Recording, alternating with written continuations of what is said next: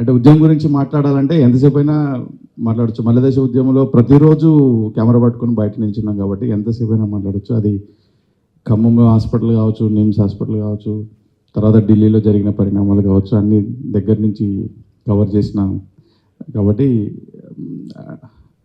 ఒక ఆప్యాయత. ఇక్కడికి వచ్చిన తర్వాత కనిపించిన ప్రతి ఒక్కరు హత్తుకొని మాట్లాడారు.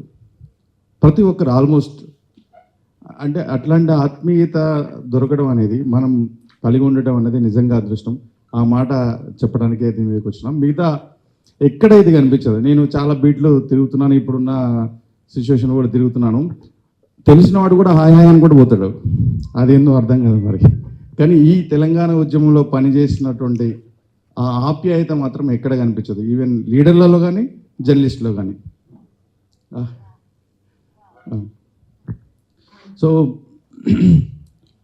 తెలంగాణ వచ్చిన తర్వాత కూడా మనం అంటే నేను జర్నలిజం నుంచి బయటకు వచ్చినా కూడా కరోనా సమయంలో అయితే జర్నలిస్టుల కోసం ఎంత ప్రయత్నం చేయాలో, ఒక క్వారంటైన్ సెంటర్ పెట్టించడం కానీ, హాస్పిటల్స్లో ఉంటే పీపీ కిట్ వేసుకొని మరి వాళ్ళకి ధైర్యం చెప్పిన సందర్భం కానీ అయితే అది చాలా కఠినమైన సమయం. బట్ నాకైతే అత్యంత సంతృప్తి ఇచ్చిన సమయం, చాలామందిని బ్రతికించగలిగామన్నటువంటి విషయంలో చాలా. అదే ఇంతకుముందు మాట్లాడుతున్న సందర్భంలో తెలంగాణ వచ్చిన తర్వాత కూడా ఛానల్స్ విషయంలో కొంత ఉంది. బ్యాన్ చేసినప్పుడు టీవీని క్రాంతి మేమందరం కలిసి జై తెలంగాణ స్టార్ట్ చేశారు. జై తెలంగాణ టీవీ ఉన్న వాళ్ళంతా తెలంగాణ వాళ్ళే, కెమెరామెన్లు, సబ్ ఎడిటర్లు, యాంకర్లు, నడిపించే వాళ్ళందరూ తెలంగాణ వాళ్ళే. ఒక్కసారిగా ఛానల్ తీసేశారు.